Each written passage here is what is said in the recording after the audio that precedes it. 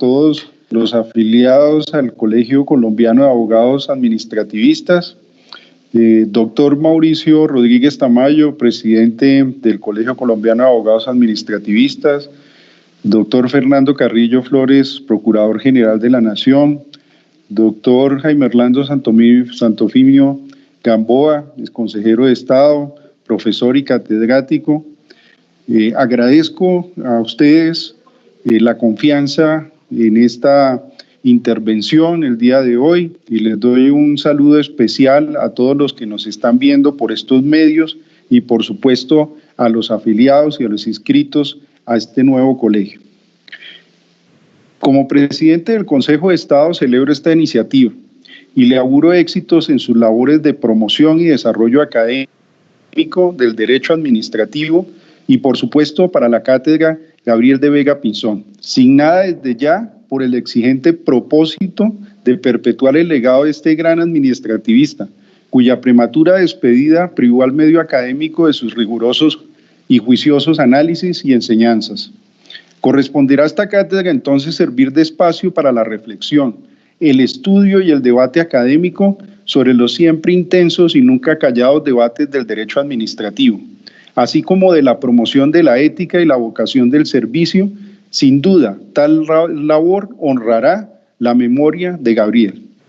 Para todas las áreas del derecho, pero particularmente para el derecho administrativo, la confluencia necesaria entre la rigurosa dogmática y los principios de la equidad, de la moralidad, de la buena fe, de la responsabilidad y, en fin, el interés común comporta una nota esencial para la acertada estructuración, consolidación, interpretación y desarrollo de las instituciones del derecho administrativo.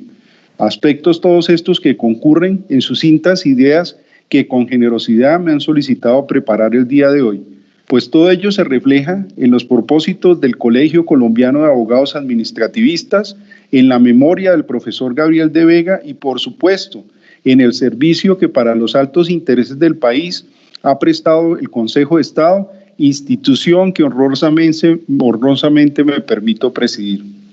A continuación, entonces, querré intervenir en un aspecto que se puso de presente ya por el presidente, el doctor Mauricio, y tiene que ver con los retos y desafíos del derecho administrativo ante el COVID-19.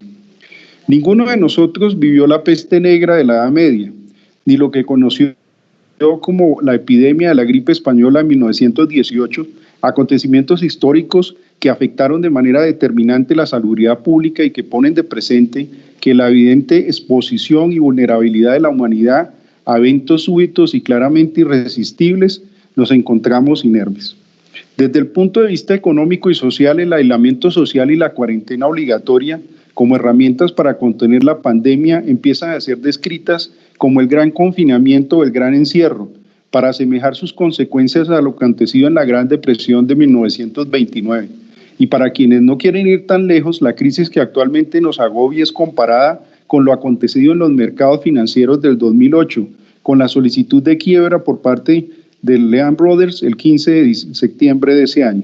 ¿Qué tiene entonces que ver la Gran Depresión o la crisis financiera del 2008 con el derecho administrativo? Lo tiene que ver todo. Para superar la Gran Depresión se llegó al New Deal, nuevo acuerdo o trato que llevó al intervencionismo del Estado como una política pública económica o más concretamente la intervención del Estado en la economía, desde su configuración política y jurídica. Este mismo intervencionismo de Estado, como recordarán, llegó a Colombia unos años antes con la Gran Depresión, con la misión Kemmerer, cuyos años antes pudieron estructurar dos grandes e importantes instituciones, el Banco de la República y la Contraloría General de la República. Un método o una estrategia de solución para superar una crisis que afectó los cimientos estructurales de la sociedad se consolidó y se desarrolló en diversas políticas públicas que comportaron sin duda una evidente transformación del derecho administrativo para hacer frente a las nuevas realidades, en tanto le fueron otorgadas al sector público importantes herramientas para dinamizar la economía y con ello el desarrollo social y el bienestar individual.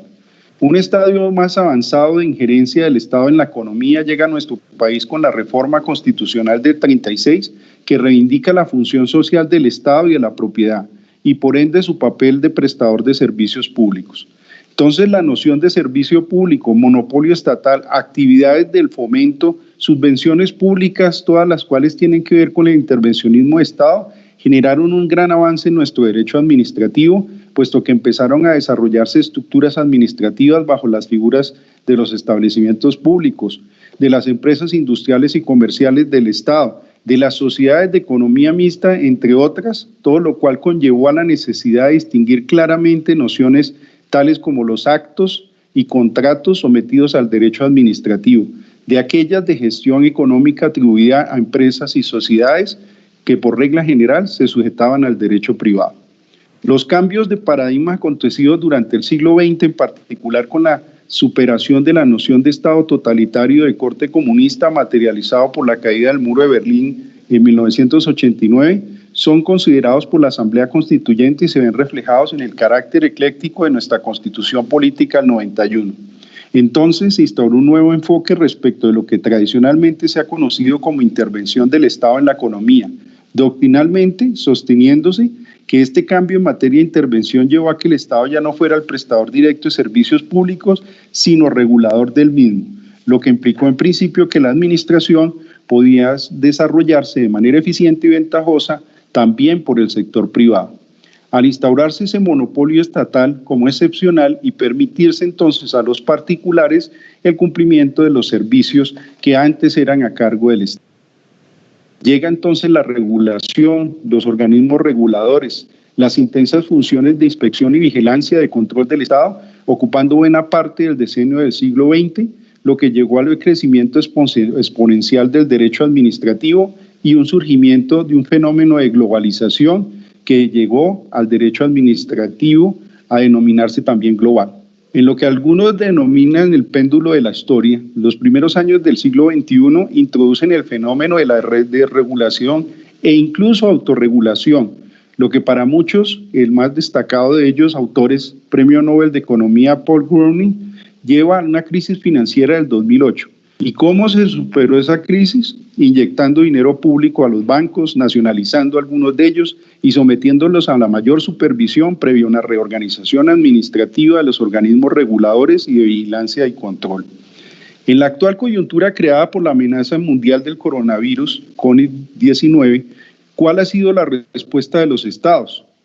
La siguiente: declaratoria de estados de emergencia para dotar el Estado de mayor capacidad, para coordinar acciones, establecimiento de nuevos tributos, crear y reorganizar entidades públicas, establecer restricciones a la libre circulación de los individuos, tratar de evitar la quiebra del sector real de la economía y, por supuesto, ocuparse de la población más vulnerable.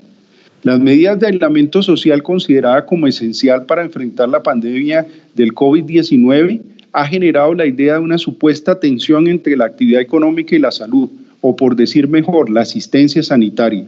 Algunos consideran, sin embargo, que este es un falso, en tanto la economía parece que no tiene sentido si no tiene un servicio a la vida. El coautor del libro ¿Por qué fracasan los países?, Daron Acemoglu, afirmó en entrevista publicada recientemente en El Tiempo que después de la crisis tendremos gobiernos mucho más grandes y muchos países los gobiernos habrán penetrado más profundamente en las vidas privadas de las personas.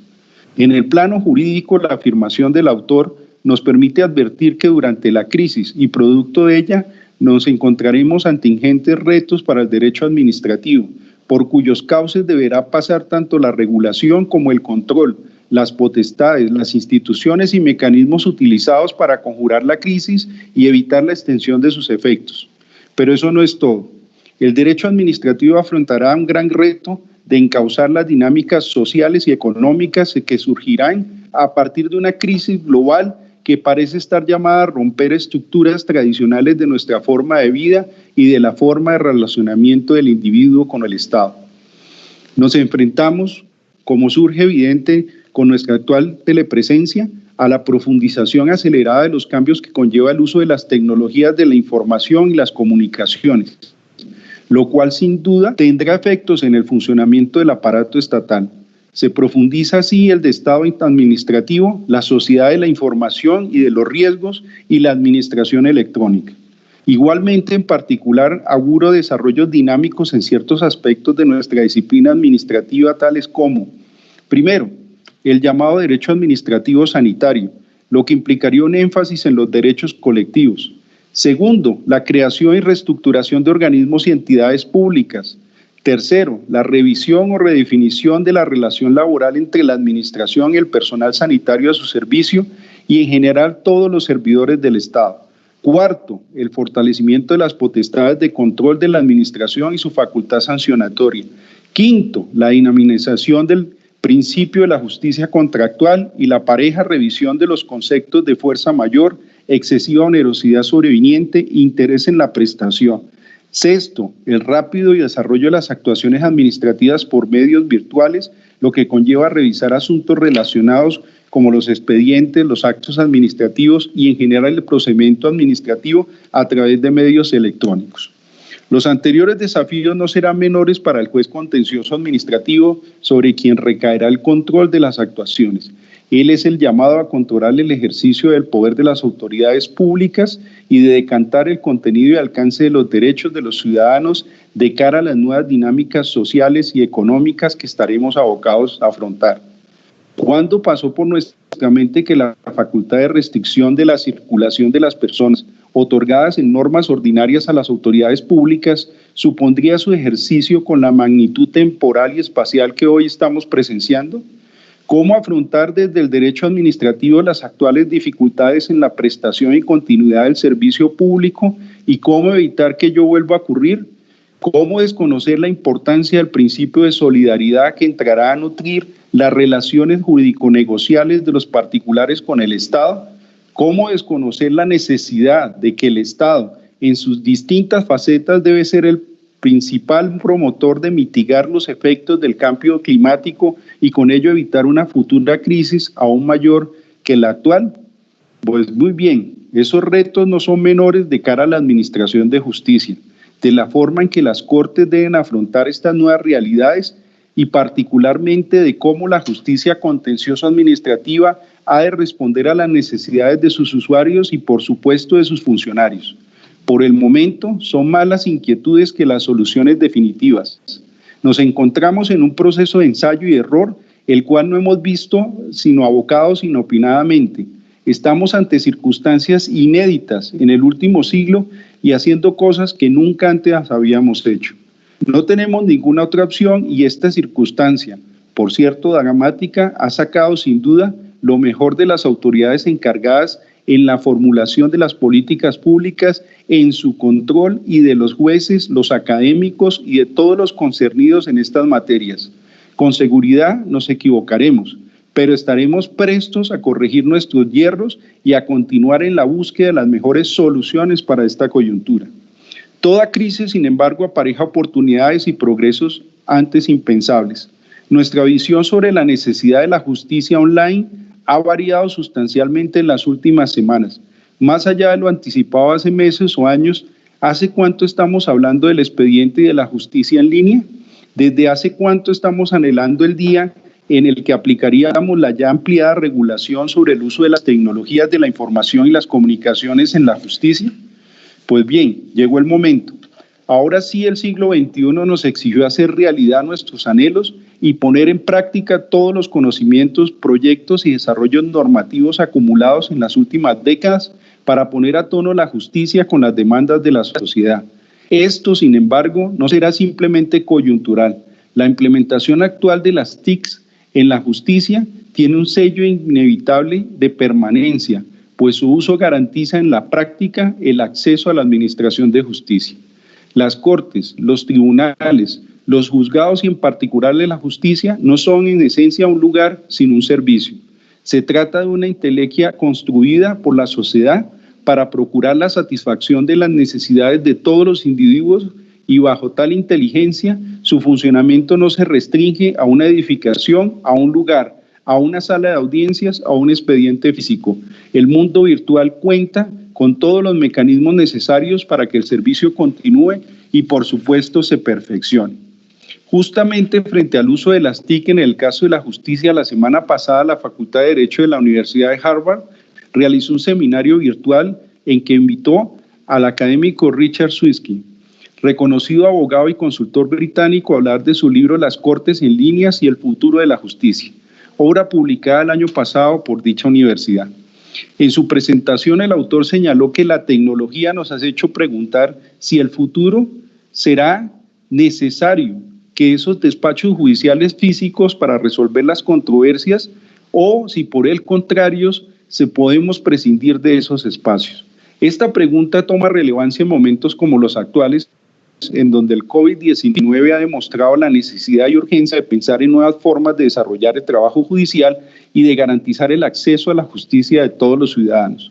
Un ejemplo interesante y exitoso es el uso de la tecnología en la resolución de las controversias del implementado eBay, una página de comercio electrónico que acerca de compradores y vendedores hace y resuelve el propio sistema controversias en líneas, el cual acuden ahora millones de casos.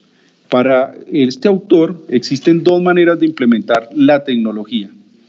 La última de ellas tiene que ver con las instituciones. La construcción de un sistema de justicia basado en la tecnología de la información requiere de una participación de los actores del sistema, pero también de los estudiantes, los profesores, los usuarios, los jueces e incluso inversionistas, a los que yo agregaría, en el caso colombiano, el órgano de administración y gobierno de la rama judicial. La reciente reforma del reglamento del Consejo de Estado, el Acuerdo 062 del 21 de abril del 2020, demuestra la voluntad del juez contencioso de seguir en esa ruta de la tecnología para funcionar. Quiero puntualizar que la suspensión de los términos judiciales no ha significado la parálisis de la justicia y menos aún del Consejo de Estado o la jurisdicción. Como jueces de la Nación y órgano de consulta, hemos venido trabajando a través de estos medios tecnológicos y podemos reportar resultados palpables a la sociedad. En 18 días hábiles del periodo de la cuarentena se han expedido 556 sentencias, 728 fallos de tutela, 447 autos, lo que da lugar a un total de 1.749 decisiones, que en promedio son 95 diarias y 12 por cada hora hábil de trabajo. Con base en estos resultados me atrevo a decir que la producción en manera alguna ha disminuido y por lo demás ha ido en ascenso, pese a esas limitaciones. Muy bien, el incremento de la actividad de la administración desde que se declaró el estado de emergencia implica un control inmediato de legalidad como garantía para los ciudadanos de que la administración pública no hará uso de facultades discrecionales en una forma desviada, ilegal o arbitraria. Corresponde a la justicia contencioso administrativa del país, a través de los tribunales, controlar los actos de las autoridades territoriales y al Consejo de Estado de las autoridades nacionales, y lo venimos cumpliendo. Hemos asumido un total de 600 controles de revisión automáticos de legalidad de actos administrativos de las autoridades del nivel nacional. Y en el país, 1.200 por parte de los tribunales. Esto y todo lo dicho, solamente para señalarles los retos del derecho administrativo actual frente a la coyuntura del coronavirus. La sociedad de la información y las tecnologías como una herramienta para poder trabajar, pero también como una forma de aprender y además de salir de las coyunturas teniendo soluciones que sean amigables y rápidas para todos. Por todo lo dicho, saludo esta iniciativa de participación en los asuntos públicos que desarrollará el Colegio Colombiano de Abogados Administrativistas para que se convierta en una instancia técnica y de apoyo en la construcción de este nuevo derecho administrativo del cual hoy somos protagonistas. Si algo resulta evidente de la crisis generada por el COVID-19 es que para enfrentarla y superarla el Estado es una herramienta imprescindible y por ende puede sostenerse que no nos encontramos en un escenario sino de verdad en una época de retos para el derecho administrativo, o si se quiere, frente a un antes y un después de nuestra disciplina. Finalmente, y agradeciendo de nuevo la oportunidad de dirigirme a ustedes, no me queda más sino augurar la mejor de las suertes al colegio y felicitar a todos sus integrantes por su creación. Estoy seguro, doctor Rodríguez, que con su liderazgo, en muy poco tiempo el colegio se convertirá en un referente que contribuirá de manera oportuna al desarrollo del derecho administrativo colombiano e iberoamericano, Buen viento y buena mar al Colegio Colombiano de Abogados Administrativistas. Muchas gracias a ustedes.